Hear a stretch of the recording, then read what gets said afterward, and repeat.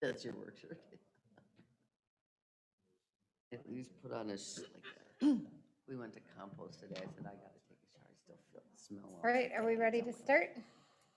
Should we call to order the June 16th Park Trails and Lakes Commission special meeting? A regular meeting, I'm sorry. All right, can we do a roll call? Chair Steenblock, Here. Commissioner Miller, Commissioner Gary, Here. Commissioner Ramseth, Here. Commissioner Steenblock, Here. Commissioner Geyer, Here. Commissioner Moorhead. Here. All right, next is the approval of the agenda for this evening. Do we have approval? Second. We have a motion and a second. Do we have any discussion? Hearing no discussion, all in favor? Aye. Opposed? And I suppose I abstained. All right. Next on the agenda is the open forum. Jamie, I don't see anybody here, but did you get any? We did not receive any submissions for open forum, and we do not have anybody present tonight. All right, well then we will move on to the regular agenda 5A, which is the park event permit application for June 19th. Great, so just 1 second. Okay, so I have the agenda packet up here, and we'll walk through this first item with you. This is a park event permit application for a short wedding ceremony. It's actually this Saturday, from 1:30 to 5:30, and most of this is really just the setup and takedown. The ceremony is going to be a very short ceremony. This application or request to use the gazebo came in during the middle of the COVID-19 pandemic, and as restrictions lifted, this group was able to invite, a larger group to their party. So that is why we are seeing this now as we transition out.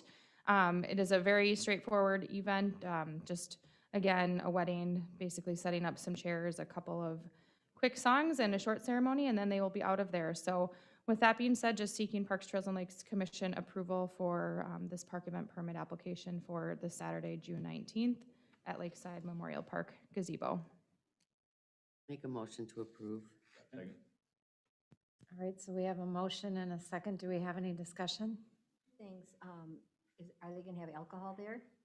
No, they are not. Okay, and secondly, 150 people, they're gonna fit in there? They're gonna just use some of the grass space in front of the gazebo as well for seating, Okay, and that will be it. okay, no other problem. Any other questions or discussion? Hearing no questions or discussion, all in favor? Aye. Opposed? All right, motion carries. So now we move on to the park alcohol consumption permit application. So Chair and members of the Parks, Trails, and Lakes Commission, next on the agenda before you is a park alcohol consumption permit application. This is for Fenway Park for a graduation party. And this form here just indicates that the date and the time of their field reservation, and I also included some of our guidelines for alcohol consumption. This does require approval from Parks, Trails, and Lakes Commission and the police chief police. And I did talk to our city attorney, and they also approved that it is okay to allow this or consider this permit application for the park alcohol consumption. This is not something new to the city. It's just something that we haven't seen come forward in quite some time, but it is all something that has been applied in the past. With that being said, again, it's at Fenway Park. They're reserving the field number 5. It's a baseball player graduation, so they'd like to have some time to play on the field and play a pickup game. So with that being said, if there's any questions, otherwise looking for approval of this permit application if desired. You can approve with any restrictions. Examples could include of what is being consumed, location within the park, if it's just within their defined area for their graduation party. It's a smaller gathering. You know how graduation parties, people come and go, so it's not going to be a large event by any means. It's just a gathering and playing some pickup baseball. So with that, I'll turn it over for any questions, otherwise seeking approval.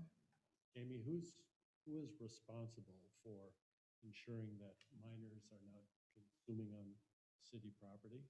That would be the party reserve, or renting the field and running the party would be responsible for that. When the Commissioner- Lions tried to do it a long time, they had to have wristbands, and everybody had a wristband so that they knew they were old enough to consume. So my first question, second question, has the athletic association been told about the time and the place and you know, that they're okay with nothing else happening? So that who's responsible for the field afterwards to pick up all those kinds of things? Yep, the date has been cleared. That was our first step, was clearing the date and the time and getting that reserved. We did consult with the Forest Lake Area Athletic Association first and confirm they do not have any other scheduled activities. That is when we then set this date with this group interested. And I'm not familiar with the event you're referring to, if it was like a larger event or what that was, where they, you know, if they decided to do the wristbands so they knew from their liability standpoint. It was at Lakeside Park, and the city determined that they had to have it within a contained area, and they had to have wristbands. So that, you know, I think it is something that we're opening the door, and I know Men's League out there, or a certain Men's League had wanted to use and have some alcohol, and I don't know if they were okayed. So when we make this kind of a deal, we have to make sure it's all encompassing for other activities as well. Yeah, and the only thing that I have referenced in the past is I have seen previous park event alcohol consumption permits at Fenway Fields for the adult leagues. I have seen those in the records from previous years. I'm not familiar with the wristband piece, but, you know, I think if that was the city required or not, but I guess it's up to you guys what your determination would be, if you want them to be required to do that, or leave it up to them to be responsible, the responsible party for. I guess I have just a little bit of a concern, simply because number one, field number 5 is, you know, a nice baseball field. And there's been a lot of money spent on making sure it's a good ball field. I don't know that a graduation party with drinking is really a conducive use for having that field. You know, without being able to designate who's drinking, who's not drinking, it just, I don't know, it doesn't feel real good, just because of the potential of things that could happen to that field, and then who's gonna be responsible for that? You know, you pull their permit, but so what? The event's over with, you know, and now you got a field that's got problems. Jamie, if the field is damaged, we have the information on, if it's damaged to the point where it costs the city a substantial amount of money to make repairs to that. If the individuals did not pony up to pay for that, we have their information. Would we be able to assess property taxes or assess the liability against them and turn it over for revenue recapture or other debt collection if worse came to worse? Yeah, I think there's certainly, you know, we do have their contact information. I've been in communication with this group for, you know, a couple weeks now. I think there would certainly be opportunities to go down that road if city public property is damaged from their use of it. I think that, I can't speak on behalf of them, but it sounds like mostly the high schools, you know, the graduate and family would be playing a pickup game. So I don't know that, you know, if you want to designate like the wristbands, that's not a bad idea, if that's something you guys would feel more comfortable with, so that it's clear to the party and whatnot. But Well, and I guess that, you know, this could be kind of a precedent-setting event, and so I want to make sure it's done right, so that we don't get stuck in a jam, you know, next year. But I think the wristbands are at least an attempt, you know, to specify who can consume and who can't. And like I said, I don't know, baseball and beer is probably good for town ball, but I don't know if you've got a graduation party, you know, what's the skill level of the kids, and, you know, it just doesn't feel real good. yeah, I guess my only comment is that I know we've had adult leagues out there, and when they're reserving or use the fields, they were able to have alcohol consumption as well at Fenway Fields. So that was every, I think, Wednesday and Sunday nights, multiple times throughout the whole summer. So there has been alcohol Are they playing consumption. baseball or softball? I don't know if it's softball or baseball leagues, but Usually slow pitch softball, which And You know, they're you adult. can, yeah, and they're adults, so they're all out there drinking. You know, there's a difference when you got a hard ball being thrown. You know, even if you have a poor baseball player, they're gonna throw it at 60 miles an hour, and that's not gonna be really fun. Go ahead, Commissioner Moorhead. No, I'm just gonna be kind of negative about this, but you know how I felt from the beginning. This is an athletic complex. Field number 5 is very, very special out there. A graduation party to me could be at cooling camp where, you know, there's a lot of pickup games played. To me, this athletic complex is not for pickup games. And especially a baseball player, you know, you say there's gonna be only a few. I would imagine that an open house that is just now open, so people can go outside and visit with the folks and have a party, is gonna be more than a couple of people. So again, I'm just going to, I'm sure it'll maybe pass, but I'm just gonna vote against it because I do not think that the athletic complex is a place for graduation parties on Field 5. How long do they have the field reserved? I believe they have it for the time here, 1:30 to 4:30. Looking at, it's on here. Are they gonna bring food in? Yes, they'll have food as well. So I guess, you know, going back to the permit before you, looking for just approval or not on the consumption of alcohol at this event or at this gathering. So if you have any other questions regarding that, the I have- time of the event. I have a question just regarding liability then. Did they sign something that releases us from liability or? I ran all of this through the city attorney, and she said that that would not be, we would not need a signed waiver of liability. City of Stillwater does this often in their city parks. They do allow for permits to be pulled for consumption for wedding ceremonies or just a reception. I've been, you know, in Stillwater when I've seen one at the park, and I think the concept is to, you know, have the beverages available for their guests, you know, as at a graduation party. And so she, our city attorney, referenced other communities that do this often and did not require us to provide a liability waiver. But that was discussed with our city attorney. And what happens if somebody leaves this event and has a crash? Who's liable? That would be, I mean, it wouldn't be on city property, and just per our city attorney, a waiver of liability was not required from the city. So even if they're drinking on city property, they're not, the city doesn't get involved? You would if you were As in a far home. as I because know, we're not it's not, I providing mean, that. they Just saying, could, 'cause if I have providing a the party at my alcohol. house, you come over, drink, and then drive, and then have a crash, I'm liable. Typically, it's because you provided the alcohol. The city is not providing the alcohol. But if you have a multiple injury where you're maybe paralyzed for life, they're gonna go after everybody that's got Correct. money. Doesn't matter what it is. They could go after the city because they were on a city road when they had that accident. Yep. Correct.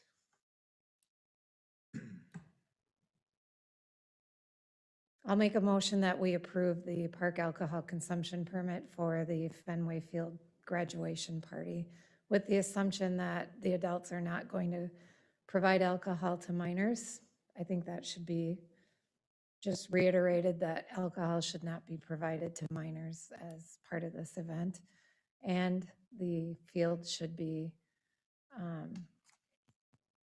the field shouldn't, if there is damage to the field, they would be responsible for repairing and during just the time of their during the time of their, reservation. yep. Second? Do we have a motion and a second? Do we have additional discussion? Hearing no discussion, all in favor? Aye. Aye. Opposed? Aye. Aye. The motion carries.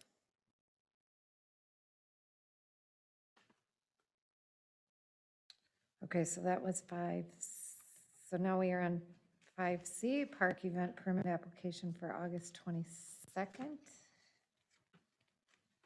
All right, so Chair, members of the Parks, Trails, and Lakes Commission, the final park event permit application before you tonight is should be a pretty familiar one. It's the Twin Cities Powerboat Association for their annual powerboat race that they run down at Lakeside Memorial Park. Obviously, we did not see this last year, but this is something they've been doing at Lakeside Memorial Park for several of years. It's a Saturday and a Sunday event, so they're looking at August 22nd. They wrote it backwards here, but August 21st and 22nd. Oh, actually, you know what? Let's see. Did I have the dates wrong? 21st, 22nd from noon to 5 p.m. So they're Saturday and Sunday. They'd be a 2-day event at the park. Typically, they do arrive on Friday night just for some setup, but they would, for Saturday and Sunday, have a pretty large attendance in the park. It really varies every year, but somewhere between 500 to 1,000 people. They run the powerboat races on the lake that draw in people from the community and surrounding communities to watch this activity. They don't charge admission. They do bring some food trucks in, and I'm trying to think if there's any other details here. But they would use pretty much as an event, they would have pretty much a lot of the park space used, the pavilion, beachfront, including the boat ramp. I've worked with this group, like I said, for several years, and generally everything's gone really pretty well for this event. And I think it's just a nice, larger event to bring to the community that draws people into Forest Lake. So, with that being said, I'll just turn it over to the Parks, Trails, and Lakes Commission to see if there are any questions on this event permit application request. Jamie, are they parking trailers? I know in the past they've had like a camper or a fifth wheel or something in the parking lot. Are they using the parking lot for additional? That did not get included as part of this because that's usually Friday night they come in, but I did, ask if they were gonna do that again because I feel like we should get a little more clarity around that in advance. And what we would allow for Friday night if they're gonna start roping off the parking lot. They've used the space in the parking lot as their pit crew area for fixing boats as needed. They've also had a couple campers there, RVs just for some of the staff that need to be there to keep eye on everything. So the city has allowed that in the past. I don't think it's provided any issues. I just wouldn't want it to be a situation where there's all of a sudden 10 RVs in the parking lot. So I think just a little more clarity around the Friday night component. We haven't required that as really part of the permit application because they arrive on Friday at like 5 p.m. after business hours. So I will find out some more detail on that part of it. But this is really encompassing the main the Saturday, Sunday part of the event. Would it be good to rope off an area on Friday night just so it's easy for them to there and not disrupt Friday night traffic by the locals and things? Yeah, and in the years past, they've provided a map of what their setup in the parking lot would be. That was approved by the police department and parks, where we do have some of that area roped off. So on the event for Saturday and Sunday, they don't have the whole municipal lot blocked off, so there is some parking still available. So that's worked well, and that can remain consistent with this year. But typically that Friday night, they were not allowed to start setting up in the parking lot until after business hours on Friday. And then they would come in, and the lot's typically pretty empty at that point in time. And then they just kind of use the Friday evening to really set the course and get things ready. We have required them to provide additional porta potties for their event. So that was something at their expense to do that. Given the number of people coming, then we have the extra facilities available. So that would be something to consider as part of an approval.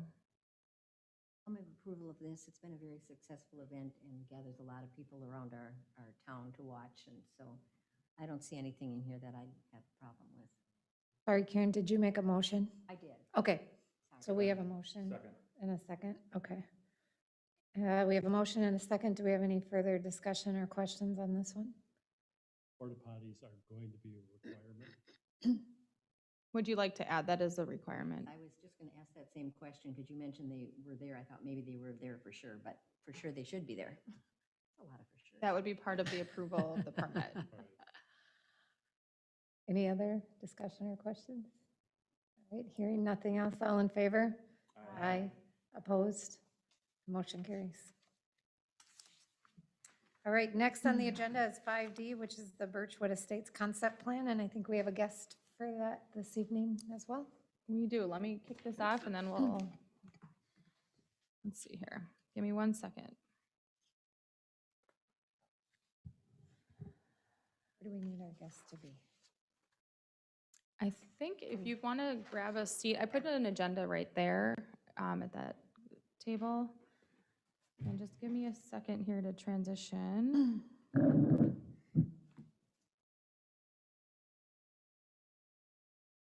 Okay, so I will put this back up on my screen here so everyone can see this again. I apologize, transitioning back to all of this. Okay. All right, so Chair and members of the Parks, Trails, and Lakes Commission, we have John Anderson here tonight, working on the Birchwood Estates concept plan. I'll just tee this up here really quick. As this one might look familiar to you, we briefly discussed this at our last meeting. This is the new project right off of 202nd Street. And with this, we had briefly provided direction to consider some parkland in the northern portion of this property as part of the development.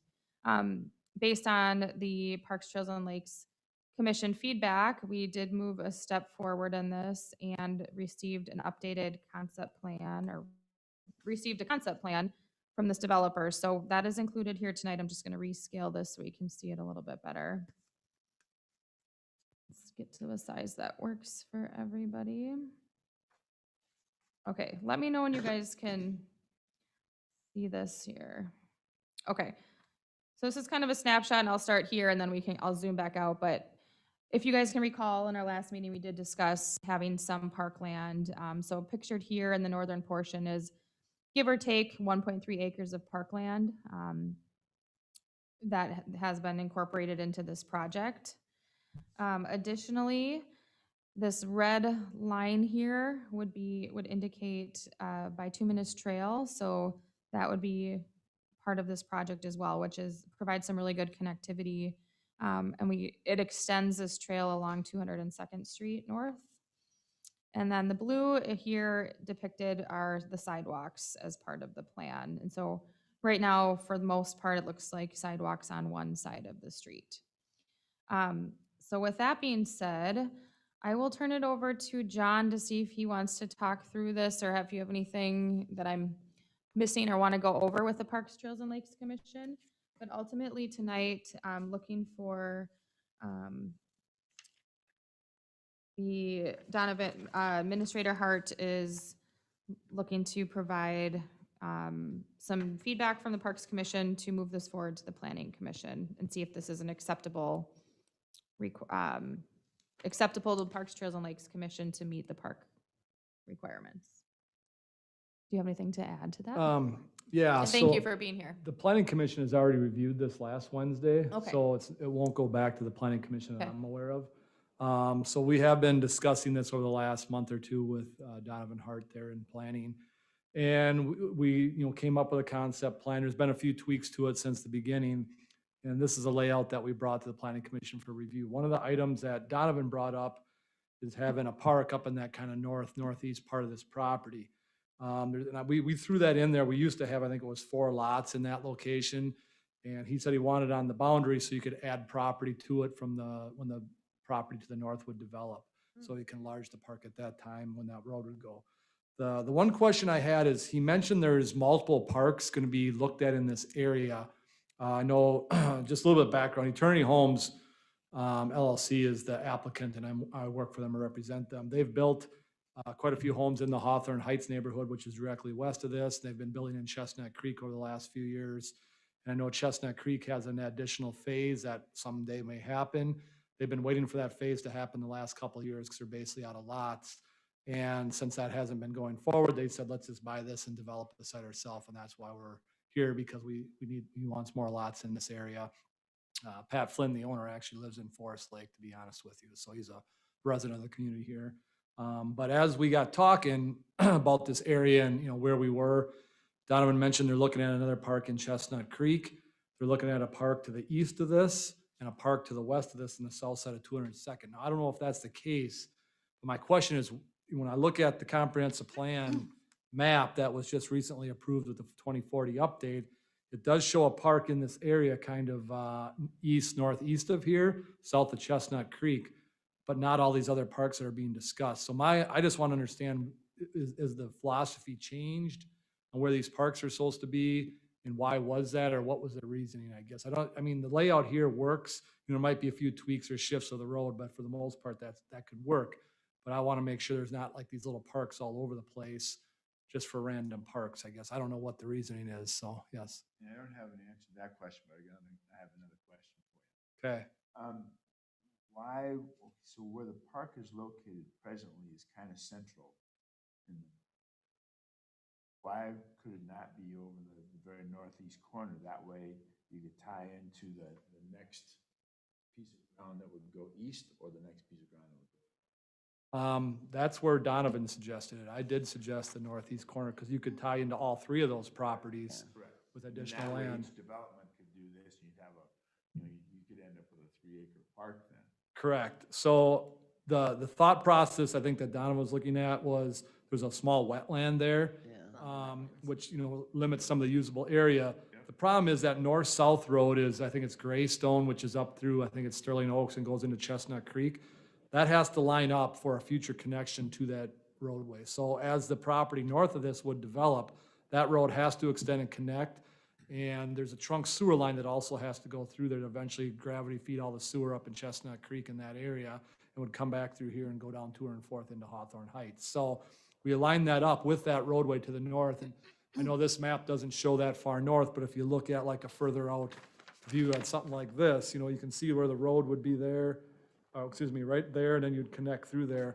So we can look at putting it in the northeast corner. I don't think it matters to us one way or the other, to be honest with you. That was just what Donovan suggested, so that's why we put it there. So, What's the, Problem is that wetland. what's that? Would the problem not be the wetland to move it? I'm not, what do you mean the There's problem? wetland identified here Yes? on both sides of the corners. And so you're looking, is he looking at this corner? Are you looking at this corner? where number 10 and 11 is? That, It's on 11 and 12, actually, lots Right, 11 and and 12. I don't know how big that wetland is, it just says wetland. Yeah, I don't have the exact acreage either. I'm guessing it's around, those lots are roughly 15,000 square feet, so I'd guess it's probably 14,000 square feet that wetland is. So, there's usable land around it with a little chunk there on the corner. And if you added property from the north, northeast, and east, you could, like you said, get maybe 3-acre park there someday. And, the one thing we have to do is stub a road to the east and stub one to the north. And that road to the east is about the only place we can stub a road to the east due to wetlands along the eastern property line. And we did look at that cul-de-sac down in the southeast corner and stubbing that, but there's a very nice house there in the neighboring property, which if you stub that road there, if that road ever extended, that house would have to be removed. And that's probably one of the houses you may end up saving and building that on its own lot, 'cause it's a nice enough house that you wouldn't necessarily tear that down. So that's why there's a cul-de-sac there. So that road to the east does stub. It does allow for future development up there or a park addition either way. But, I'm fine if the park was on the northeast versus the northwest. It doesn't matter to me on that corner. I thought we had conversation along the lines of what you're stating, in that we wanted to make sure that we didn't have all these little Yeah. parks. So we were looking for this to potentially be in a spot that would allow us to butt up one of the neighboring parks to it, so that we didn't have, and Yeah, and I agree with that. And the reason I kind of was questioning that, because right away when I look at the map, there was no park in this general vicinity on the long-term plan. It was more east-northeast, south of Chestnut Creek there. But I do know there is discussion that there's a park going to be in Chestnut Creek now as well as a possibility up on the north side of it in that second phase. I don't know if that's been finalized or not, but do we know what Donovan's logic was behind? Because like I said, I thought at our last meeting, we had talked about trying to maximize. No, I guess I communicated somewhere in that northern portion of the property so that we could, when the northern development expands or that develops out, we could acquire a little more parkland there. So that was my communication, somewhere where it makes sense on that northern, where we could butt it up to another opportunity to gain parkland. So didn't go any more specific to that northeast corner where you're now talking about. What's the I acreage think, for? I guess one more quick comment, and just from the conversations, I think that potentially that the northern property is more likely to develop out sooner. So able to acquire that, hopefully in, sooner than later. But, I think we can, consider that northeast corner if we Yeah. think that might make more sense, if it's And- not a difficult modification at this point in No, the it's just basically process. flipping the lots in the park is all you do. And then, just so you know, the northern property is owned by the same seller of this 40 acres. So that we've had discussions about if this goes well in a couple of years, continuing on. I know the property to the northeast has also been for sale. I don't know if it currently is right now, but that has been actively for sale over the last few years here and there as well. I can't speak for the property to the east, but I do know there has been interest in those two to the north and northeast there. As far as that acreage of that, I believe those lots are 15,000 square feet minimum.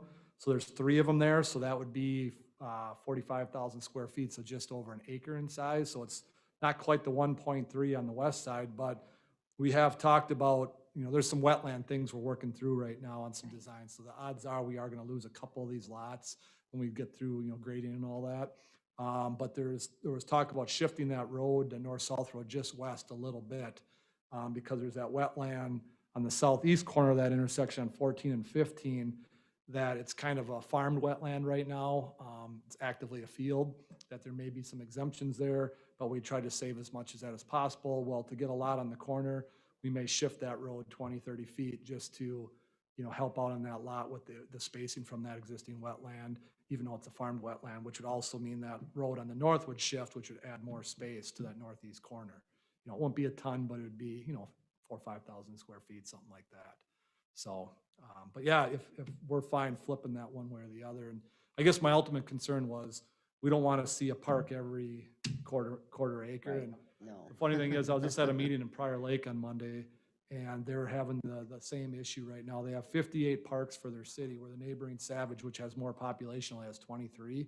And they're actually looking at decommissioning like 7 or 8 parks for that very reason. They literally had one every development, and they didn't centrally locate them, and now they can't maintain them from a cost standpoint. So they're trying to, plan better for the future on that park stuff. And I guess that's what I was thinking, because, if you took that whole quadrant, so you'd have your, the very southeast of the north part, you take the very southwest of the northeast part, and then the very west part of that east lot, you could end up with a 3 or 4 acre Correct. park, which would be nice to service every, Yeah. Yeah. that whole area.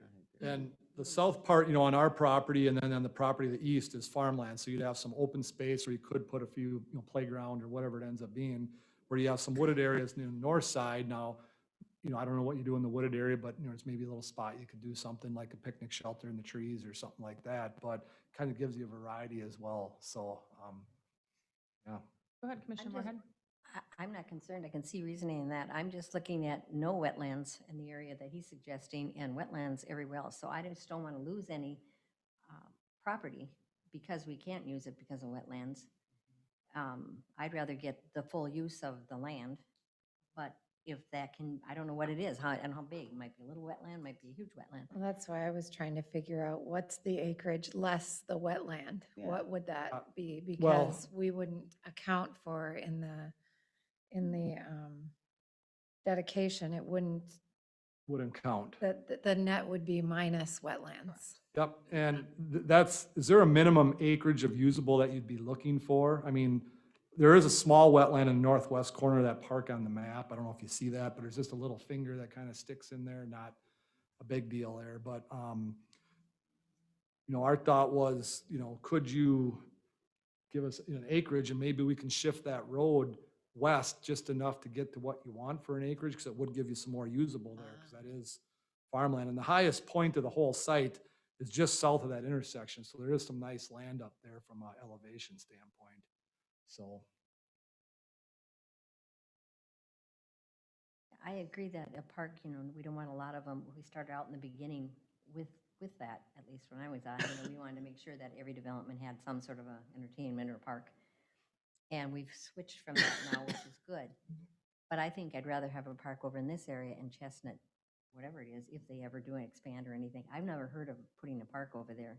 So I don't know what was in the original development? You know, I've had discussions with the developer since Eternity Homes is building in there and with Donovan, and there's been talk from both of them about adding a park on But that no north approval. side. But I- no approval.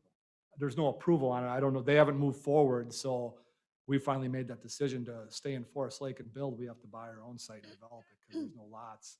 We do own, I think, one lot left in there, and we got the last lot on 204th Street in Hawthorne Heights. We just bought that at the same time as this, and we're actually going to build a house there, which will be kind of our model center until we get this going. But there really isn't no lots left to buy in Forest Lake, so we're trying to create our own at this point. So we're actively building south of here in Blaine, Lionel Lakes, Hugo, those areas. So having Forest Lake is a nice transition from being able to sell back and forth between the communities. So. Any other commissioner thoughts, comments at this time? I guess my comment is, we do have a lot of parks that we need to keep doing upkeep on. And if we add another park, it's more upkeep. So then we're behind the 8 ball again on repairing or fixing parks. The land, it isn't saying that we have to put anything on it right now if we get the land for the park. Right, if we did that, but then we're still behind the 8 ball looking for places to, for money to put, I know, we've talked Equipment about that there. before. I don't want to punish these people because we've got other things to do. I'm not saying punish people, Well, I mean- but I'm saying is we do have Summerfield, Fenway, Eagle Bluff, we have a lot of other parks. And if we left the bituminous path, I mean, they could walk to it or bike ride, or, I mean, we do have some really nice parks, so. A little transparency, my family lives over there and she does daycare. She has to walk a mile to get to any kind of park. And she made that mention, yeah, there are parks. If you can take the time and the effort and the amount of time it takes to get to the park, they're not close for walking or biking necessarily. What is the south one that we don't have anything in? Southview. Southview, and Bridle Pass is quite a ways out. Oh, Summerfield, Fenway, and Eagle Bluff. When I'm not thinking where it is. But to me, when I've been in that area and talked to her, I don't think we're overdoing that area with the park. But then I would look at Chestnut Creek and decipher at that time, is that one pretty close? Because that would be, I think, closer than the other ones we're talking about. I thought. I think we've talked in the past about, and correct me if I'm wrong, but I think we've talked in the past about maybe 1.5 acres and then the development that comes in next to it being 1.5 acres to get us to like that 3-acre kind of size for a park. So I don't know if there's a way to adjust this at all and again, really think about when that neighboring one comes in, how can we add to that so we don't have multiple? And depending upon what that wetland is like, size-wise, what would that, could we get some additional information? What, with the size of the wetland, what would we be looking at for acreage under 10, 11, 12 if we took out the wetland? Yeah, so those lots are a little over 45,000, together, so just a little over 1 acre, which is, an acre is 43,560. Okay. I'm guessing that lot is 14,000 square feet. So if you took that off, we'd be in that, 30 to 32,000 range, somewhere in that ball, probably 32. So that'd be what, roughly 2/3, 3/4 of an acre. So that's why I said we could probably shift that roadway over and make that work. So it doesn't have to be straight Okay. south of that. Okay. It can curve as that property develops to the north. Because we're already looking at that for that southeast corner due to the wetlands down there and how to work with that as we make our final decision. And shifting that roadway, one way might pick you up enough. And you mentioned 3 properties at 1.5 acres. There's actually 4 properties on that corner. If you took 1.5 acres of all of them, that'd be 6 total acres. So, maybe you don't need quite 1.5 acres, maybe, because we had 1.3 roughly on the other Yep. side. That might be all you need to get. what you 1.3 need. is close to 1.5, Yeah, right? but How close is the Chestnut Creek? How close does it get to that northeast corner of this park property? the southeast corner of the future phase of Chestnut Creek is about 650 feet to our northeast corner away. So not Oh, very it's gonna far. be that close. Yeah. Well, so then, yeah, this would be good then to service even the Chestnut Creek development for a park. Yeah. When Chestnut Creek Mhm. got in, Did they pay us or did they give us money? Or We give us took a money? cash payment for that one. So I think the conversations that are surfacing a little bit about considering parkland for that development is because I don't think, excuse me, they don't have a park nearby. So I think if, if we move forward with this and if we make that modification to acquire some land now, but know that as the other properties develop out, where our goal is to acquire additional land and cash with each of those, that could then meet that need and eliminate that need at the Chestnut Creek second development, which then, when that comes in, is a cash payment to help fund improvements at this location, because it would be servicing both developments essentially. And to go back to your initial question of, the 2040 comp plan and the vision, I think that was put together a few years ago now, and I think we had to start somewhere of putting some dots on the map of where we thought there were needs, and I think it's a moving target a little bit of when we have opportunities that come up where we can acquire some land.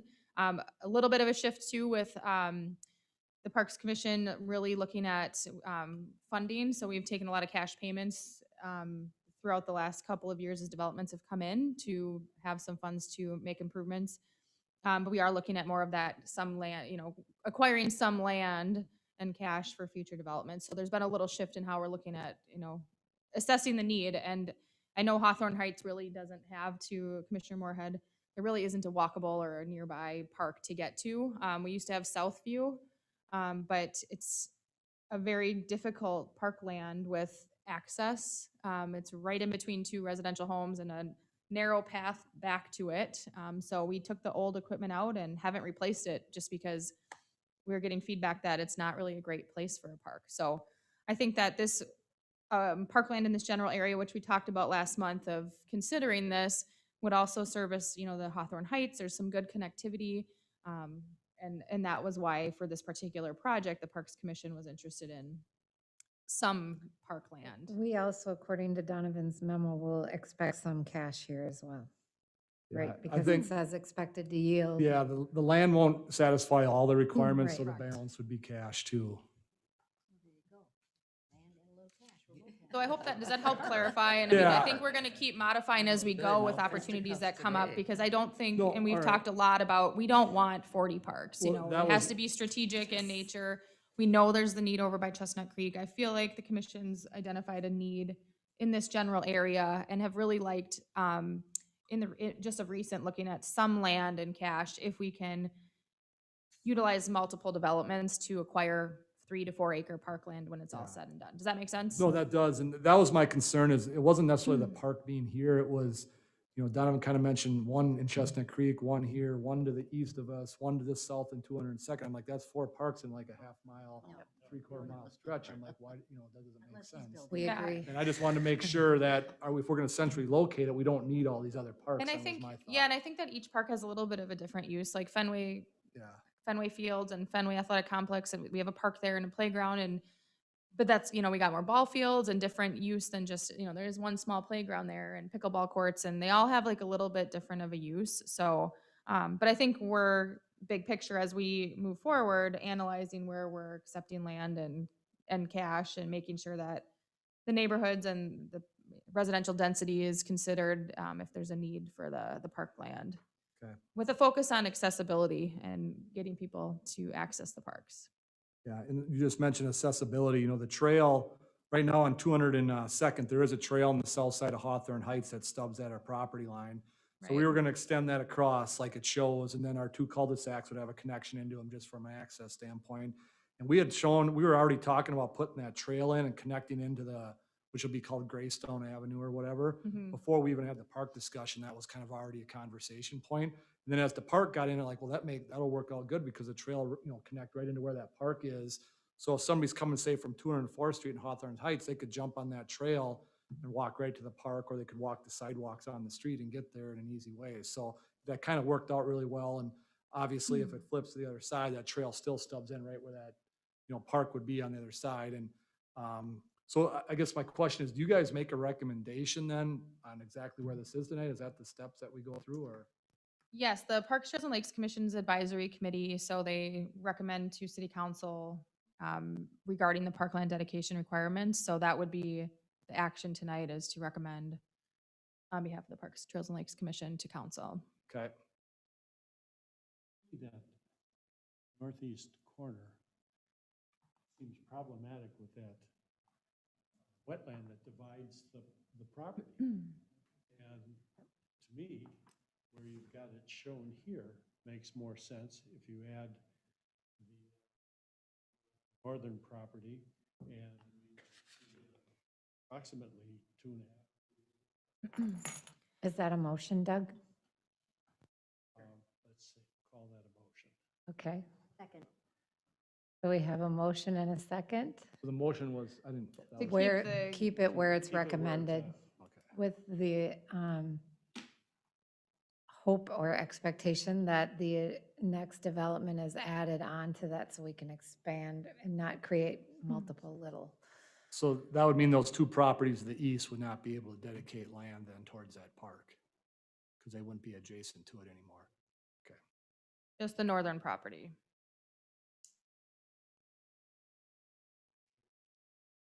Keeping the park land where it's depicted in the concept plan, we would have the opportunity when the property to the north develops to acquire more Yeah, land, that would but be where the land not, would be acquired. The the two east. properties to the east. Right, and would the east and not. northeast would not be adjacent anymore. No. You wouldn't be able to acquire any Correct. land there Yep. with that. we would just Yep. acquire land to the north when that property develops. And I'm curious about that wetland.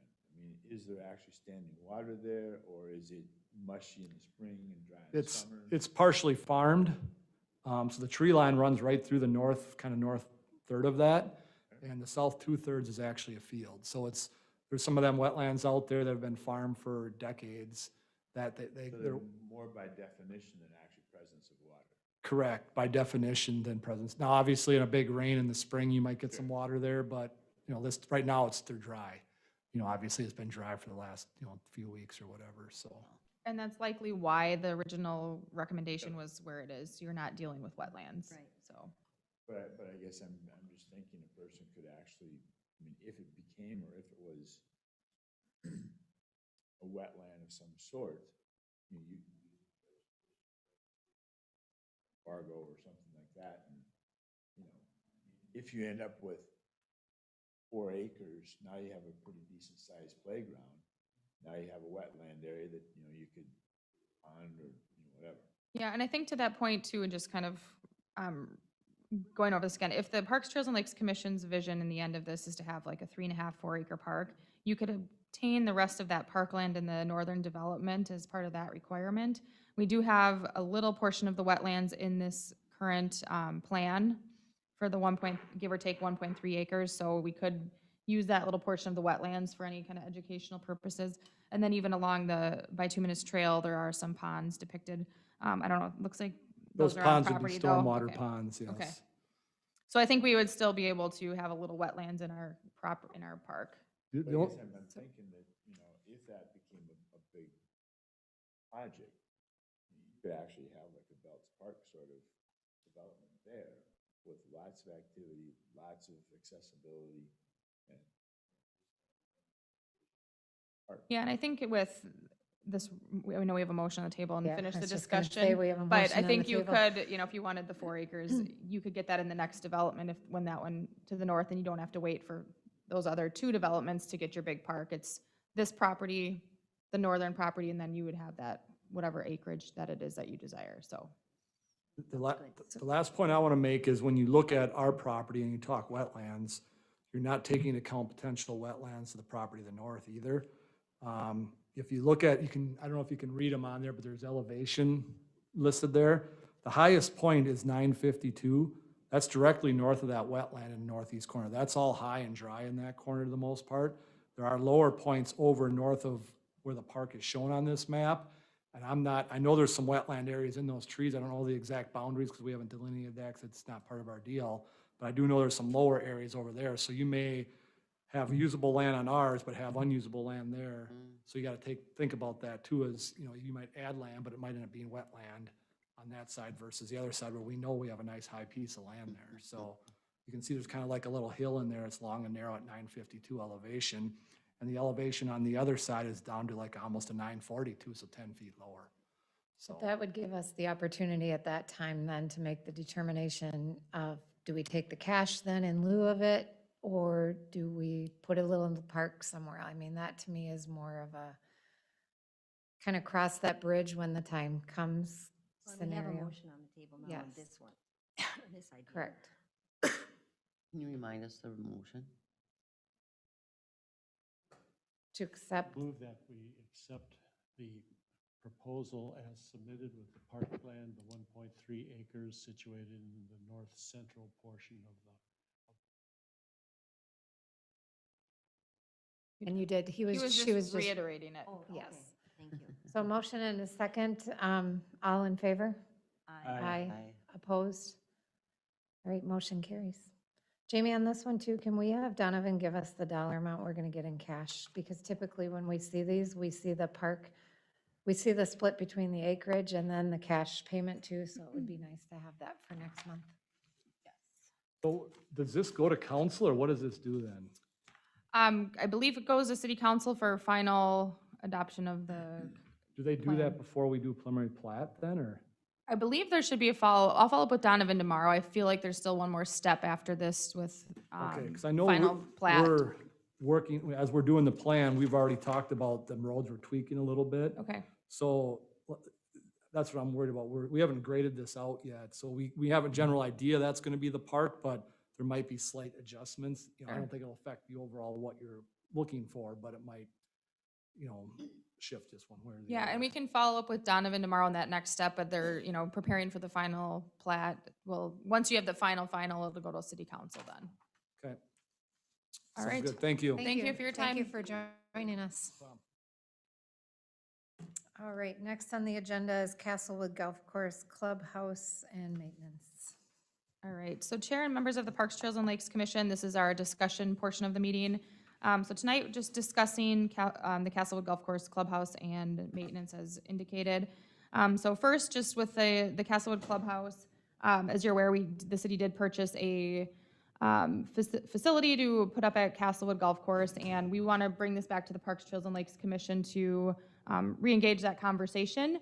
This was during the global pandemic, and just want to start again here, fresh of conversation with the Parks, Trails, and Lakes Commission to gauge your interest in the concept of having a clubhouse at Castlewood Golf Course. So tonight, just really looking for feedback. Are you interested or not in a clubhouse? And just talk a little bit about some of the reasons, if you are, from a programmatic standpoint, of what would that offer in addition to just serving as the clubhouse for the golf course. So really just want to, again, bring this to you guys as a starting point for that conversation again, and looking to get your feedback if you guys are interested in the clubhouse, and start that conversation tonight. My first question would be, who pays for it? I don't have any of the financial component. It's more of the concept and part of our vision and planning. Tonight I don't think we need to talk about the funding. I don't have the funding source, if it's parks or what that will be. I know that the building was purchased by the city, and we have that building available to construct at the clubhouse, at the golf course. But just before we start the process to get all the approvals that were needed, does the Parks, Trails, and Lakes Commission, are you guys in favor? Are you interested in having a clubhouse there to expand the operations at the golf course, and what that would look like? So is there interest in that before we get into the funding side of things, is there that interest for it? So again, that was just gonna be a little bigger area for things like the checking in at the golf course, maybe some, purchase some balls and t-shirts or whatever it might be. It wasn't to do, food and liquor. It would service as the clubhouse. So currently, it's the pro shop at Castlewood is a very small shed, essentially, where that's where they have the point of sale, food and beverage, and the food is grab and go. So Right. sandwiches, snacks, things that you can just take out on the course quick. There's no intention of grilling or anything beyond kind of that grab and go food service. But the intent with the clubhouse would just be, one counter that could be multi-purpose for one person to run, pro shop operations. So you're coming into golf, here's your fees that are due.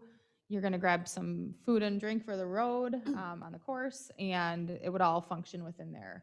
Another key thing that was part of the concept was adding golf simulators for year-round use. And there's a certain height that you need the building to be enabled in order to have golf simulators. So that was part of the concept as well, of being able to have year-round golfing available. Jamie, I would like to comment on Sure. this before I leave. Yeah.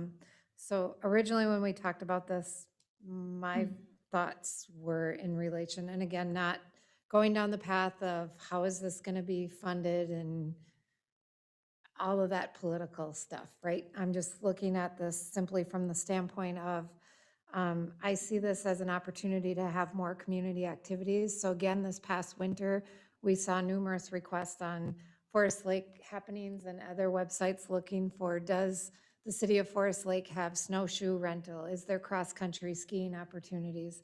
So I see this clubhouse as an opportunity, and I think I said this early in the year, so if I'm repeating myself, forgive me. But I see this as an opportunity to have another diverse set of activities available for members of this community. As such, ski rental and snowshoeing opportunity. From a simulator standpoint, I see this also as an opportunity to generate some revenue and doing some research. I think that there are 3, potentially 4, I'm not sure if the 4th is still in business or not, but simulation, golf simulation things around the state of Minnesota. There isn't anything in the vicinity of this neck of the woods, and there are leagues associated with that where they generate revenue. I think that can, in addition to leagues, could also open up some opportunities for parties and or some partnerships with Stella's as far as, you know, bachelor party and simulations and dinner or whatever that may be. So I see this as a potential to generate some revenue that would be invested back into the club instead of the general taxpayers paying all the money for the club or for the golf course enhancements. This gives us a chance to look at the users funding some of the enhancements to the golf course. And then thirdly, I think that this potentially puts us on the map as having another thing that makes us a destination community. We have the simulators that are available, just like you go to St. Paul for Escape the Room, because they're, you know, and especially in the winter months when there isn't a lot of activity to do, could potentially put us on a destination. And I would look for or ask for strategy if we were to do this, to look at how we could promote the utilization of this facility year-round, whether that be for golf leagues. Simulators can be swapped out as well, so there could be potential to be a baseball simulator or some other things that could provide a birthday party venue for families in the community. So I just, that's my 2 cents for what it's worth, so. Hey, Terry, what, have we talked to the people that are managing the golf course right now? I mean, what's their take on this? On the clubhouse, yeah, that was part of, as we worked through our new contract with Foursome Golf Management, we did consult with them regarding the food component. There was some, not concern, but just wanted to have the clarity and understanding of what the intent is for the food and beverage. So we did add language to our contract with Foursome Golf that they would have to submit a menu to the city, and any alterations to that would need to be approved by the city. So really, there was no other issue or concern aside from the food and the food component. I mean, do they like the idea of a clubhouse like this? You know, I haven't spoken with the ownership directly, but our golf course managers have, and there has been positive feedback coming from Stella's, and other golf community is really in support of building this, putting this facility up. And would the people who are presently managing, would they have an interest in building it and taking on that responsibility themselves? The actual construction of it, of putting it, I haven't had that conversation. It's just more tonight of, is the Parks, Trails, and Lakes Commission, are you in favor of the clubhouse? Yes or no? And some, you know, what would you like to see with that if we do move forward with putting the clubhouse at the course? I like the way that Terry described it. Yeah. And the additional payment opportunities that that would present. My concern is that I would like to see it partnered with Stella in some way. So we would like our existing businesses, I think, to thrive as a result of anything that we do. So if they partner in some fashion and be in favor of this, question mark. Yes, one question that I have is, how old is the clubhouse that we have right now, Jamie? I don't know the number of years, but it's Very old. it's So- very old. I know we just had to replace the door on it. It's really no more than just like a shed. Yep, so I'm in favor of the new clubhouse. Thank you. That's a good feedback. And then to Commissioner Ramseth, again, with Foursome Golf managing the operations of the course, they are doing the day-to-day interactions and activity, and I know they've had some conversations and we've talked about partnership opportunities, whether it's something on the scorecard to invite them into Stella's or vice versa. So I think there's really a good opportunity and feedback on opportunities to collaborate between the two groups. And I think there's an understanding that with the clubhouse, you now have people potentially coming over to the golf course for simulators that are going to play there, for a little bit.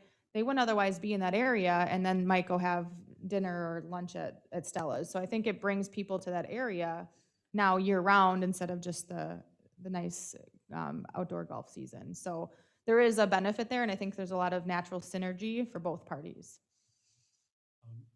Keeping in contact with Stella's about what we're thinking about and going forward to get so that they are informed as we go along. Absolutely. Commissioner Moorhead. Yeah, I'm in favor of somewhat bigger clubhouse because certainly what they've been using is not going to be enough. But again, we seem to be doing the same thing. We know best for that area without talking, as Paul said, with, first of all, the Stellas, and second of all, Foursome Golf. I mean, we're talking like this is going to be a grand thing, but have we talked to the actual people that are there and getting their approval and certainly some sort of an agreement between those two so we don't ever have those kind of conversations and fights again would be Sure. imperative. And then someone keeps saying we're not going to look at the money right now, but holy moly, I don't want money to go into a clubhouse that Yeah. could go into one of our parks or going. Right. And so it would be a city project to me, more than a park board project for building. And you said we bought the building. Where's it? I think so. I mean, again, I don't know the ins and outs of the The money history has- of it. It's a start fresh tonight, but a couple comments. Foursome Golf is very much in support of, I think they would love to see a larger facility to operate out of. The manager's workspace is just a little section in the corner of that little shack to run the operations, and it's a little small area. So I think, they are very much, I think, in support of seeing a larger clubhouse to operate out of and expand to year-round operations. I think, again, continued conversation with Stella's. But I think if there's if there's the desire here from a Parks, Trails, and Lakes Commission, this is starting that process of what is it going to look like. I think we have a great opportunity to build this and expand our operations and provide another year-round amenity to the community. So I think that's the conversation, looking for direction tonight. I just think you missed my point because it wasn't, of course, that they would like a better clubhouse. Of course they would.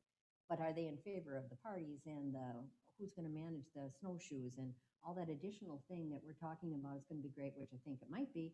But are they involved in that conversation? Because right now they're managing the golf course. Are they wanting to then manage all this other thing year round or not? So that's where I'm looking for their feedback. Yeah, and we've golf simulators and things of that nature.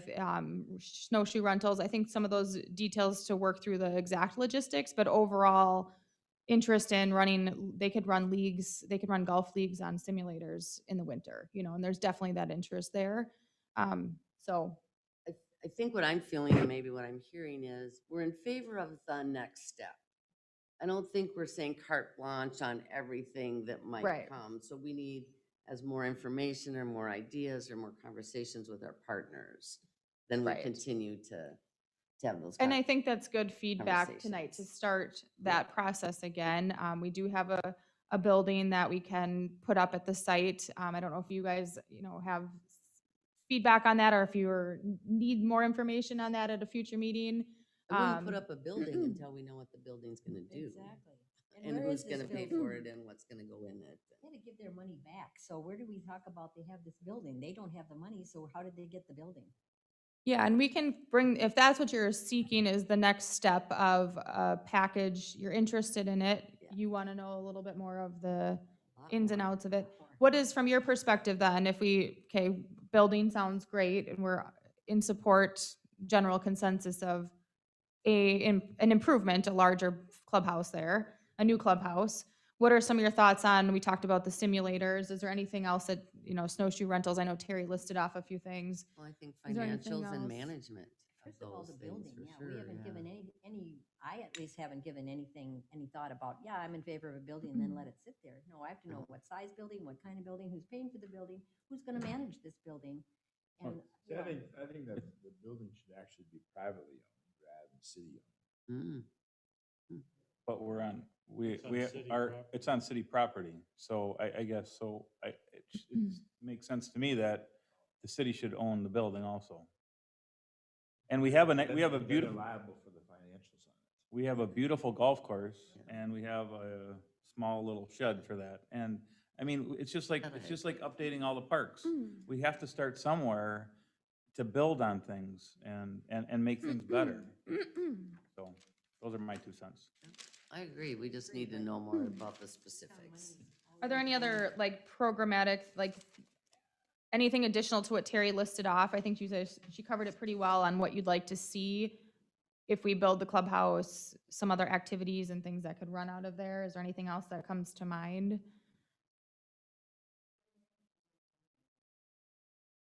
like I said, to me, it's a concept way out there that I can say, yeah, I'm in favor of all that, but I don't know how it's gonna all actually come into reality. Okay. I think that's helpful tonight, just to get consensus or a yes or no if we should move forward with this process. And it sounds like I'm getting nods here of yes. And it just sounds like from this meeting, for our July meeting, maybe a little bit more of the detail of the management cost, funding, and things like that. That would be an appropriate next step. I had a call from one of the taxpayers today. When are we gonna take that awful orange tape and fix the hole or whatever it is? I don't go out there that often, so I don't know what they were talking about, but evidently the orange tape is still around the area where it was gonna be, and that they dug some kind of thing that's never been fixed. And so this person thought, what's the city doing about fixing that up? And I think that is a great point, and I think that's why we're bringing this back to the table here now, so we can start the conversation of where do we go from here, and that's, a space ready to go for a clubhouse, and what are our next steps to getting there, and what does that look like? So that is, coming here tonight, because that is still there. We have a foundation built, we have things set up for a clubhouse, we kind of put the brakes on, and that's fine, but now where do we go from here, and what do we do from here? So moving forward's a good step. And I can appreciate you might want a little more of the detail, which we'll work through, and then I can get that to the July meeting. But you didn't want to go down that road if there wasn't the interest, but it sounds like we do have the interest and would recommend that we look into a clubhouse. Is that right? It's kind of right. Yes. It's, Yes. yeah, it's kind of right, but it's You're almost interested in a clubhouse, of some sort for something. Yeah.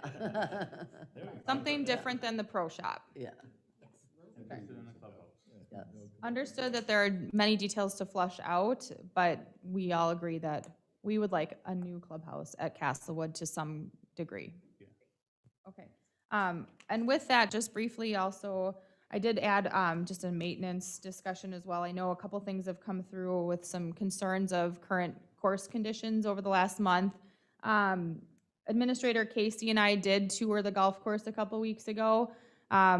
We did notice that overall conditions were good. There were some areas where there was still a little winter kill that they were recovering from. There was some irrigation that they had to repair, so it took them a little to get the irrigation going in full capacity. So we, at that time, assessed and thought that it was in good condition and made note of that. At that time, I know that they were really limited on staff with school still in session, and it's difficult to find staff right now, so they were running their one staff primarily on the mower to keep the greens mowed, but didn't have time to pick weeds in the bunkers and things like that. So their staffing capacity is now increased and are continuing to work on that. You know, we've also, we're experiencing pretty dry, hot weather. We're in a little bit of a drought, so it's greening up. It's just gonna take a little bit more time, but the greens are coming around a little bit. I'm getting some feedback on that. That's good. So in talking to Foursome Golf, you know, in another week, they're hoping that everything will continue to green up and everything. So, and they do have more staffing on. But just a couple updates. One of the feedback we're getting is that the bunkers are full of weeds and there's no sand. That's something that's been needing repair for several years, and the city is working on getting those bunkers repaired for this season, so they're working on that right now. So that's just a maintenance item that city's gonna be looking into improving, which will be a really nice improvement to the course. Additionally, Public Works did help with the cart paths recently. They tilled up the cart paths and flattened them out a little bit. So now when it rains, they're not washed out every time. So that's been really a nice simple improvement for the course participants. And the fence along Highway 97 was broken in pieces, and Public Works also was able to piece that back together and restore that, so that looks a lot nicer if you see that on 97. So just wanted to share that. Definitely were some challenges coming out of the winter and with the current conditions, but they are working hard on getting it green out there again, and just wanted to make some notes on that. And if it's a discussion item, if anybody has any questions, I'm happy to answer that. Is money for fixing the bunkers and all that, is that out of our park, of our city park budget, or is that the city budget? It's out of the golf, essentially the golf course operations, so Not out of our, it's not coming directly out of anything that we're doing. So with Foursome Golf managing the operations, they're obviously collecting all the revenue in, and they'll just list that on the profit loss report if there's an expense, like if they have to buy sand or whatever the expense might be. Some of the general labor from the city is not, you know, it's just part of what they do. You know, they go and do things in the community to make improvements. So does that make sense? Okay. Any other questions or comments on the Castlewood Clubhouse or maintenance? Ready to move on to snowmobile friendly community? All right, so this is, I don't have any documents prepared. This is a brief discussion tonight. Just to kind of give you guys an update, we did have a couple meetings ago, members from the snowmobile community present to the Parks, Trails, and Lakes Commission. And I've been in communication with them. We're really interested in us becoming an official snowmobile-friendly community designation and receiving that title. So we have looked into what that would entail, and it's a lot. It's a lot of, it'd be a very lengthy process, a couple years with multiple departments. It's not just a park and recreation activity. Through our research, there's only one, maybe two communities in the whole state of Minnesota that have gone through this whole really detailed process to become a snowmobile-friendly community by official title. So you have to apply, meet all these specific requirements, submit an application, and there's a lot that goes into that. So for tonight, I'm interested to know, I think that there's still a lot, I don't know that it's feasible for us with the resources we have to take on that extensive of a project right now, but I think there's a lot that we can do in Forest Lake to still be more friendly to the snowmobile community. It might not mean we're receiving this, you know, designation that we're a snowmobile-friendly community, but I think there's still things we can look at, like improved signage or our city code to see if there's anything that would make it more friendly to the community, or a nice map for the snowmobile community so they can see access points. So I think that's a good starting point for the city, and to still work with this group to identify 3 to 5 ways we can still be more user-friendly for the snowmobilers. Maybe it's designating some parking out here and access to the trail. You know, I think there's a lot that we could do. So for tonight, I just want to see what your feedback is on, I can pull up the list of the requirements in just a minute here, but it is pretty extensive across multiple departments, and would be to receive the designation, probably a 2-year process with everything that needs to be accomplished. So I think a more obtainable goal for us for even this winter is forming a small committee to continue working on this and start looking at what can we do now to just be more inviting to the community. So just want to have a discussion on it before we start down that path of, the snowmobile friendly community process. And I think just given the resources we have, I mean, it's myself primarily that it would take a lot of time to do that. Jamie, didn't we have, was it about a year or a year and a half ago, we had a group in here that was kind of doing some stuff already? And it sounded like they're doing a great job. Yeah, we could have them back. Yeah. See what they're doing now. Are you referring just to the group that recently presented that? Yeah. Right, they do, yes, they do quite a bit in the community, but I think, to receive the snowmobile friendly community designation, let me just pull this up here just to kind of show you. Oops, 1 second. A little rusty on the in person. So just as an example, these are some of the requirements. We would have to groom, the city would have to be grooming trails. We would have to provide connections for the community. Snow removal was one of the big things that I thought might be a challenge for us to guarantee that we have city staff to remove snow on trails. And that's required to be an official snowmobile friendly community.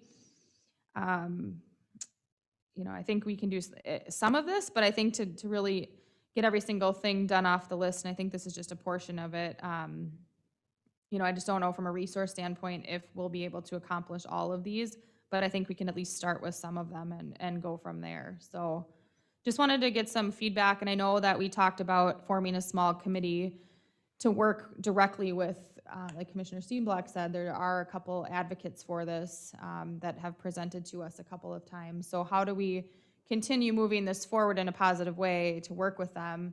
Maybe our ultimate goal right now for this year is not obtaining this designation, because that is going to be a lengthy process across multiple departments, but what is our next step in this process? Is it forming a small committee and just starting to dig into this more of what's obtainable? What are some goals for this winter? I mean, is there anything we can do by this winter that is more inviting to the snowmobilers? Just kind of thinking about this as you were talking, if we're looking to improve the golf course, we've got power boats. If our general concept is to become kind of a destination city, add this as kind of a focus, because, while this is an extensive list at the same time, it does give you, okay, point. And so that if you, work to get this title, and then you have your spin off with your golf course and your simulators in the wintertime, and now you've got a reason to go snowmobiling in Forest Lake, not only because of the trails or the lake, but you also have, you can do some golfing or whatever. And I like this concept just because it I'd like to have them come back before we form a small committee, I'd like to have them present to the whole committee. And they may have some ideas about how to do some of this without using city things. I mean, I remember them as a very positive group. They were, very positive group. very good. Yep. You don't get those people very often, so I think we'd be losing if we don't have them again present and let them know the problem. If we can't get it all done, what can we do? What's first, second, third? But ask them, so we're not telling them we can't or we can. We're asking them to tell us what they can help us with or what they need. The other nice thing that we do have right now is the Hardwood Creek Trail. I mean, that's a perfect place, and there's spots where they can cut over from Hardwood Creek to jump on the lake or if they just want to keep going north or south. And Who So- grooms that? I mean, somebody. And it's another snowmobile group that grooms all that stuff, and that would be another, those groomers, I mean, that's why we have all these partnerships. Because those groomers are very, very, very, very, very, very expensive, and I don't think you'd wanna start going down that road when we have partnership already. Yeah, and I agree. I think that they're a great partner and I think would be vital in any next step in this of determining what it is we can do and if there's more quick wins per se of what can we do that maybe for this winter that's gonna maybe improve their experience, and if it's starting with a map or putting a map on our website of where they can connect to different places. So I think there's some quick wins. And I think even as we start, looking at some of these items on here, I think, some of these we could do and then, maybe we continue on and eventually get to that designation. And to Commissioner Gary's point, that might be part of the, in a 2-year plan, maybe that's acceptable to work towards that and just start chipping away at some of those things we can do now in partnership with them leading the conversation and leveraging their resources with just some representation from the Parks, Trails, and Lakes Commission, maybe in the form of a small committee, or if somebody, or if this is of a specific interest to any commissioners, just to work with them directly, if there's questions or concerns, and then that's where commissioners could come back to monthly meetings with any updates, or here's what we figured out, we meaning commissioner and snowmobile community, because I think there is a lot of benefits and opportunity with that partnership. Even as we look at we don't have officially groomed trails at our Castlewood. The county used to do that and then they stopped, so people just kind of make their own trails. But having a partnership with the snowmobile club, maybe that's something that they could do for us in partnership. So, And maybe we could also get a resource through the DNR. Maybe we could find some more information out that way too. Would we be against having them come? I keep hearing that, I think they should come before us all, before any of us get the idea that I'm interested and I'd like to work with them, because then it's too fragmented, nobody knows what's going on. Yep. and I know they're interested in coming back. I know they wanted action for us to make a motion to say we want to be a designated snowmobile friendly community, but I don't know, and for discussion tonight, and I felt more comfortable doing a discussion first because that is a big ask with given all the resource components and variables. So I don't know that we're ready to take action to say we're going to become a snowmobile friendly community, but I think there's a lot that we can do in partnership. Again, maybe some quick wins for this winter and then long-term planning. So happy to invite them back, and I know. Invite them back so that we're not just assuming we know a lot more than they know. That sounds good. So I'll have them back for the July meeting. I think that it's important to continue, and again, why it's here tonight is because I think there's some things we can look at for this coming winter season, as much as I don't want to think about winter right now, but I think there's things that we could look at coming up here. So I'll invite them back to July with a focus on maybe not becoming, with that designation in their mind for, if that's their expectation right now, we might get there, but it's with that understanding, it's going to be a process to do so. And What are their primary initial concerns or things that we could address? As opposed to this laundry list of us grooming trails. Yeah, just a couple. I thought they talked about, crossings of the highways. Yeah, that they have to some cross. signage They were looking and- for some. Yeah, because typically they groom. Yeah, so typically Those these people should they be very groom, they happy. do All their they own do is look. grooming typically. Number 2 But- is very easy, like, the Okay. community would be very open to that. all right, any other thoughts or comments on this discussion tonight? I'll invite them back to July and we'll kind of break that list down and see where we can go from here. And if, not for tonight, but if anyone is interested in this particular group or wants to work with the snowmobile group, you can just send me an email as we move forward, and then we can form a little committee to work with them too. Okay, so we're gonna move on to budget.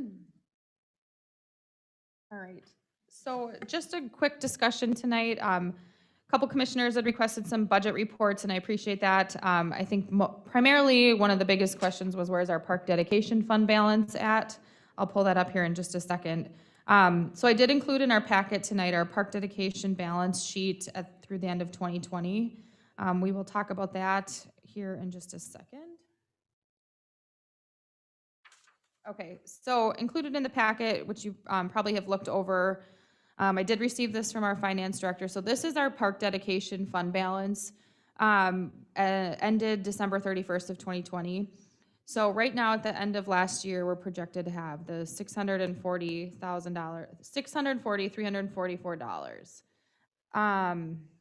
for our fund balance in the park dedication. And I know that doesn't take into any account anything for 2021 yet. I think we've had a couple pending projects with potentially some cash payments. So from a budget discussion tonight, so there's this I wanted to share with you so you know where we're at. And then secondly, the city is just starting our budget process for 2022. And we will at our July meeting have an in-depth review of our budget. Really, because of last year, we didn't really spend any of our funds last year. And 2019, we've kind of had the similar budget throughout the years. We have not made many significant changes and requests. I know some might be not as familiar with that, so I'll get a budget sent out to commissioners to start looking at. And at our next meeting, we'll kind of dive into our budget in a little more of a detail so that we can leave our next meeting with a recommended budget for 2022 for parks programs. But generally speaking, our budgets, we fund the parks programs and activities, so the spring fling and the arts in the park. That's a big portion of our budget. There's also a park maintenance budget that our public works director primarily oversees that with his public works staff doing the maintenance at the park. There's funding in that account as well for when things break at the park or we need to improve something. So I guess tonight, for discussion, if there's any questions on our fund balance for park dedication, and secondly, if there's any initial thoughts that come to your mind to look at as I'm preparing for the July meeting for budget requests. I would just maybe mention one thing. So I've heard, I think, 2 other things we're bringing to July, and budget seems to take a lot, and it should take a lot of our time. I don't know if we want to hold the snowmobile conversation off till August if we're going to really hit budget hard in July. I know the other one, the Looking at my calendar Clubhouse, quick. we might need more information in July in order to impact budget, but, so just a thought on meeting management maybe, if nothing else. Yeah, no, that's a great point. And just looking at my calendar here too,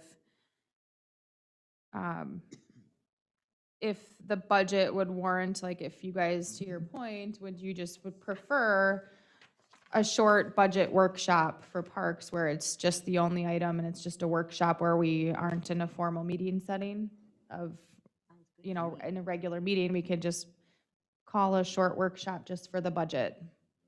Yeah. Does everyone think that? That's better if we're more dedicated to the one item.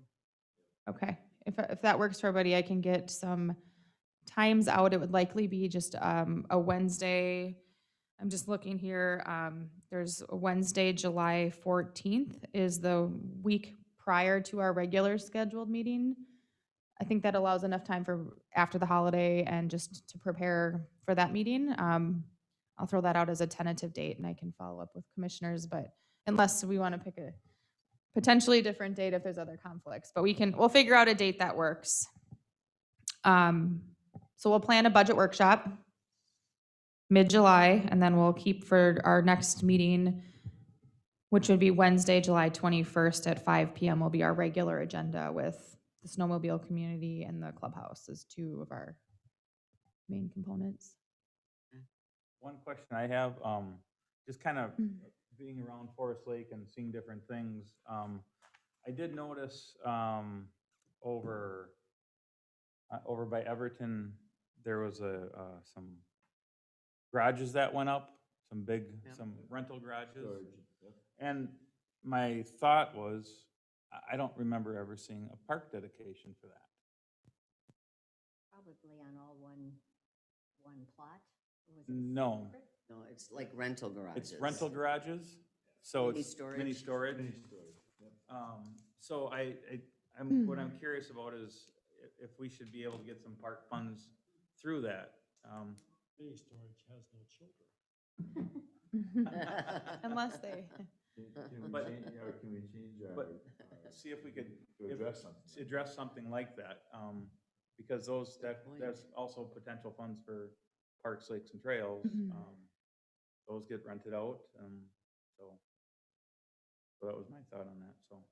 I think that's a good time to look at that, because as part of the budget process, we have to look at what we anticipate we may receive in park dedication fees in 2022 as part of that. So we have to try to project that revenue. Can we make those changes, or does that have to be approved by the city council, or how we collect funds, or? That would have to go, that's a substantial change, likely to our city code potentially, or for sure our fee schedule, or a combination of the both, that it would need council approval, but it would start here to recommend and figure out what's the challenge and what's the change, and you guys would recommend that to city council. So it would have to go there, but you guys can identify what it is you recommend we look at. So I think it's good to take a look at. I Sure. really appreciate you coming, with the park dedication funds, but looking back again, and I'm not a numbers person, so I need all the help in the world to do this, but we used to get a report every month on the city budget, what we've got left, what maintenance, you were talking about, some comes out of the maintenance for us, some from the city. It's a very complex thing, but if they could have it in rows, in a spreadsheet of some sort, so that we know exactly what our budget is from the city, because when you said the spring fling and the city was doing it, I thought the city was doing it. I didn't know that was coming out of any part of that was coming out of our budget, but maybe it is. But this is the kind of thing Sure. I need help with understanding at the meetings, so that, Just a high level of what our budget, like 2021 approved budget, 2021 year to date. right, And did it provide detail of all the components in between? Because we did provide in the past a budget report. We are operating a new system right now, so I don't have it for tonight, but I can certainly start bringing those budget reports again. We implemented a new software program during the last year, so I haven't really dug into it extensively, but I can get a budget report, and that's not a problem, and put that on as a regular agenda item.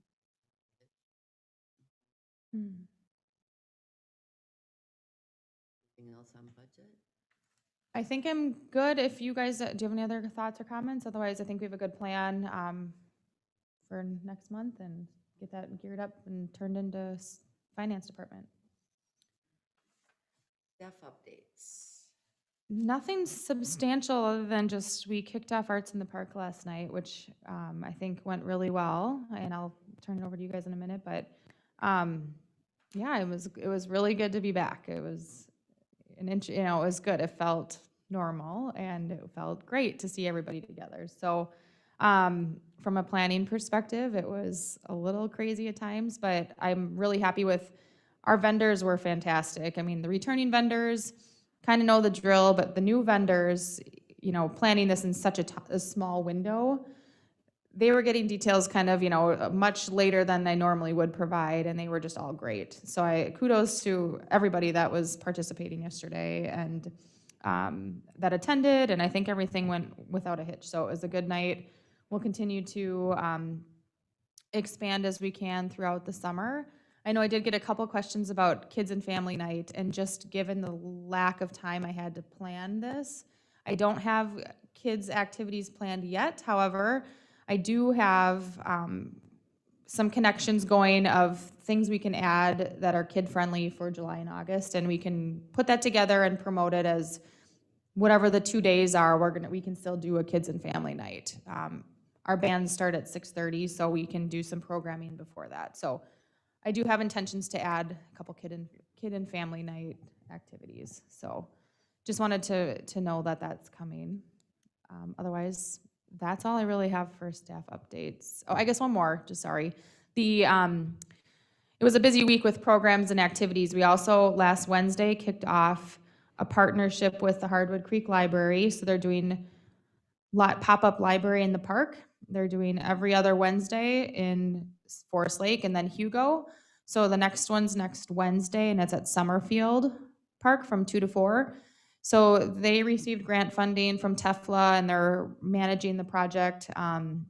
but it's at a different city park every week for the most part. So that started last Wednesday. I think they had about 40 kids come through, or 50, so it was good.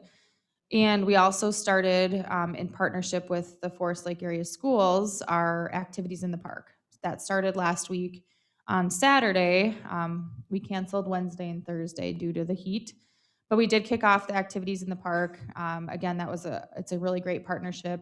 Gets people out to the parks and gets to, it's really accessible with the partnership and affordable for people. So yoga in the park will be Wednesday night. I'm sorry, tonight is Zumba in the park, and Thursdays are yoga, and then Saturday is also yoga. And then we have additional kids activities later in July and August. So those are all kicked off and running, and we'll just continue to monitor as we go through the summer. Great. Have the YMCA program going? That actually started on Monday, June 14th. So that is at Belts Park. Thank you. There's a lot, if you can't tell. But Belts Park Playdays also kicked off on Monday, June 14th, and will run their sessions through the summer. So I think it's a lot of great partnerships and opportunity between city and community partners. And without them, it wouldn't be possible in providing these opportunities for the community. So it's great. That's all I have for staff updates. I have two quick ones. The gentleman that was gonna come back over a year ago now, remember he wanted to talk about the neighborhood getting together and helping with, I never can remember, is it Shady Trails, Windy Acres, what is that one on the South Shore? Shady Trails. Shady Trails. We were always going to have that as, and started it, was beautiful for a while, that the Eagle Scout and the Boy Scouts put the trail through it, so you could walk through. It's a very wooded area, if you know where it is off of Fourth and South Shore. That little section that got a sign there, but it's nothing else because it's overrun. And it's an older area, so they didn't want any playground stuff. But they were thinking in the beginning of that park to have benches, bird feeders, and just have it be a place for walking through, enjoying nature, and sitting, maybe reading a book or whatever. Well, then the bikers came in and just kind of ruined that area, and we just let it go. So right now, it's nothing. I mean, the trails, they had hostas and everything, but everything's gone. We just let it go. And it wouldn't take much. The gentleman that lives right behind there has wanted to come and talk to us about getting together some neighborhood. What could he do to help, or could he get more volunteer like the scouts or something to put that back together, so it wouldn't be a lot of expense, but it would be cleaning it up, so at least it would be something rather than a park sign sitting there. Then this Mark that I know from church, he lives right next to one of the North Shore parks. And he's wondering what's going to be done with those because there's nothing there. And we've all been out there and looked and what, I said, Mark, you're right a neighbor. Can you tell us anything you'd like? He said, well, of course, I like it quiet.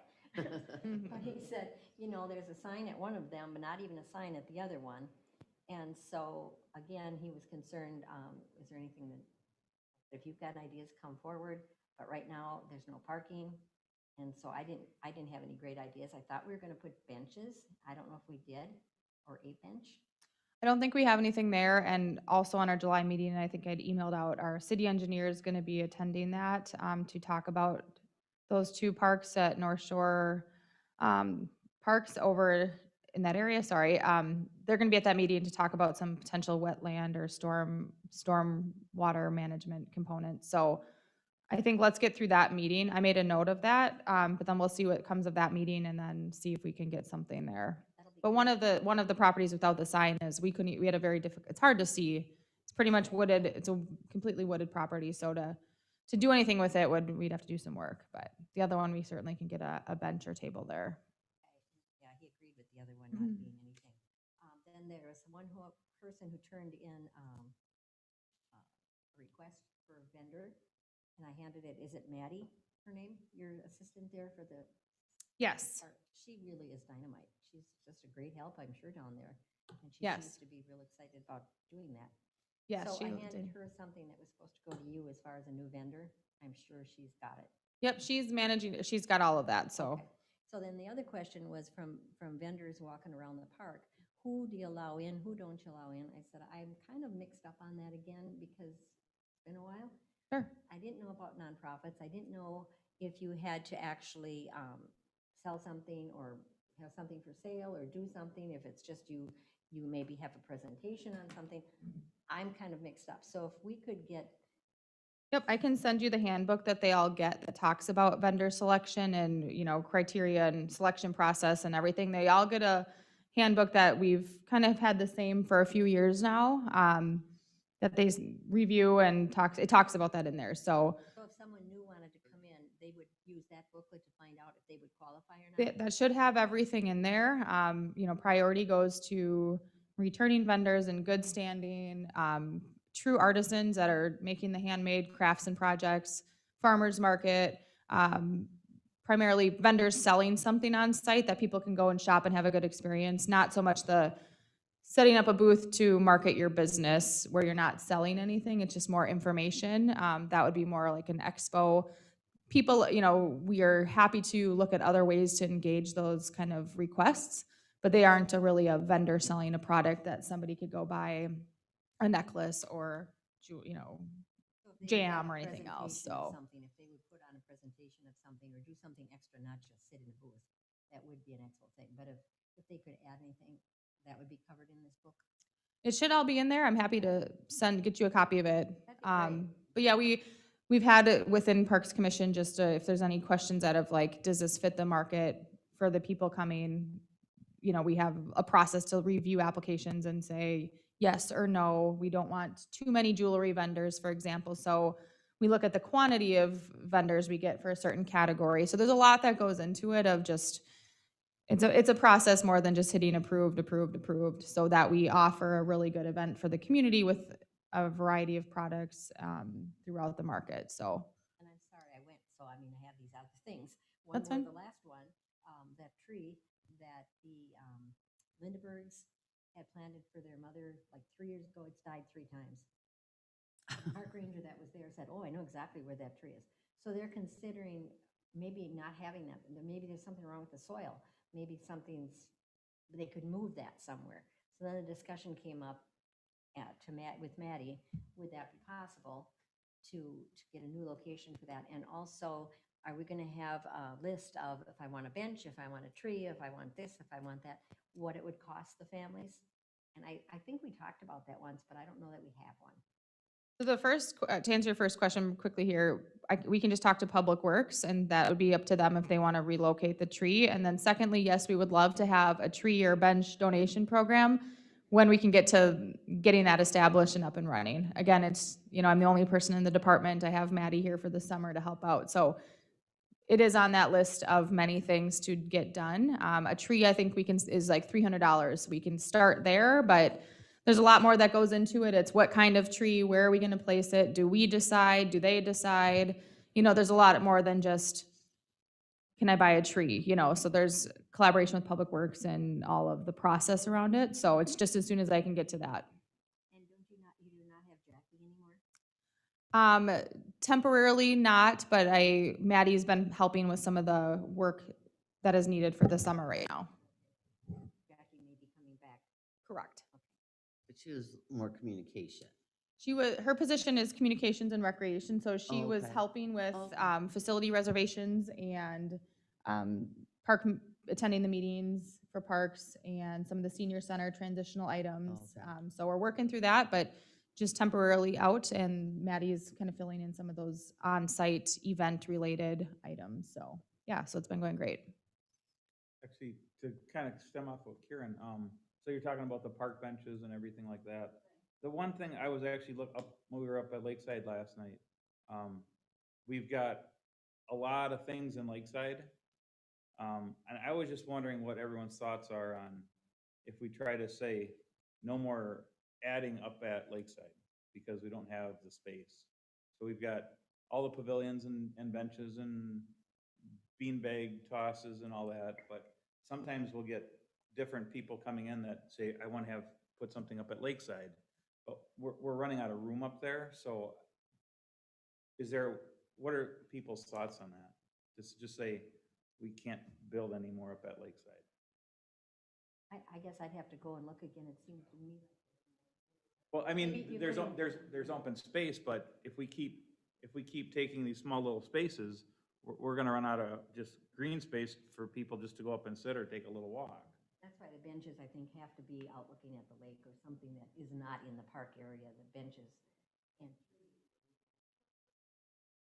I mean, exception of a tree or something, but I mean, not like more games or more, Yeah, no, I don't think. Or could we maybe change the focus, like say, go, start something like that, like at the Dragon Park, so we start bringing in active. go to the Dragon Park or something. Yeah, and I think that's a good, I think to the tree and bench and whatever that donation program is, I feel like, likely it would say, yes, you can, here's the process, here's how much it costs, but then the city reserves the right to the location of the bench or tree, because I think then we're not getting specific of, Right. I think Everyone's gonna want it that would be a downtown. much quicker process to say, yes, but it's up to our discretion of where the need is and where it goes ultimately, so that we're not funneling every request of like, I want a bench at Lakeside, because we have all those benches, filled in along the lake. So that's part of that, of figuring out those fine little details of how that will operate. And I think that would be the direction, is we would put it where's the need in the city, at a city park, so. Got a dynamite person at the senior center, just wanted to let the commission know, she is exceptional. Hard over there and come up with some good ideas. You're not old enough yet, but like myself, I get the senior news. And what she did is put a really nice crossword puzzle in it so that seniors would be able to have something to work on. Usually it's just days and who's open and what.